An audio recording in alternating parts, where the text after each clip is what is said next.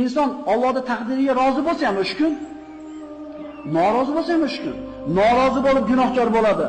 Nimani o'zgartirib qo'yadi norozi bo'lganingiz? Rozi bo'ldingiz. Shu narsa turibdi. Ajr olmaysizmi bunga?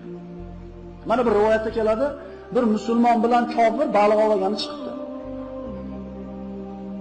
Kofir o'zini to'rini, o'zini xudosini atini aytib tashlabdi.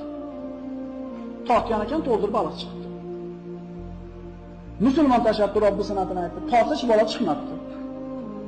Kechgacha turibdi. Shomga borganda bir dona baliq tushibdi. Allohga shukr deb baliq tortayotgan ekan, tushib ketib qoldi suvga. Mo'min quruq qaytibdi.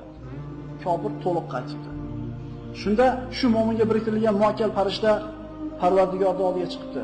Parvardigor mo'min banding, ertaga seni eslasa, seni halolingni halol, haromingni harom desa, shunaqa qilib qiynaysan. Bu kofir banding, sendan boshqalarga ibodat qilsa, senga shirk keltirsa, shuga to'ldirib qo'yasan, shuga bo'lib yuraveradimi? Mo'min bo'lmaydimi? Alloh taolo shu farishtaga mana shu mo'minni qilgan sabr uchun oxiratda tayyorlab qo'ygan joyini ko'rsatdi. Farishta aytdiki, "Ey" dedi, "Bunga hech narsa emas ekan bu dunyodagi mashaqqat" dedi. Oxiratda kutib turgan narsani oldi, bu mashaqqat hech narsa emas dedi. Kofirni jahannam unga tayyorlab qo'ygan joyini ko'rsatishdi. Parvardigor dunyo bo'lgan hech narsa emas dedi.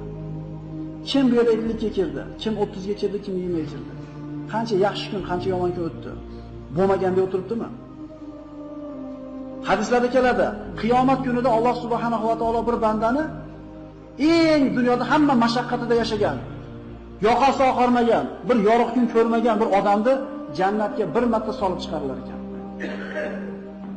Shunda 14 kunlik Badr kechasidagi oydek chiroyli bo'lib chiqadi deydi.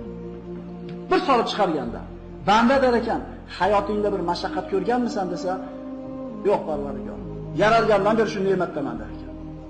Chunki jannatdagi ne'matning ulug'ligi hamma musibatni esdan chiqargizib yuboryapti. Dunyoda qo'lini sovuq suzdirmagan, faqat maishatda kayfda yashagan bir odamni olib kelib turib, do'zaxga bir solib chiqariladi deyiladi hadisda. Qora ko'mirdaqa kuyib chiqadi deydi.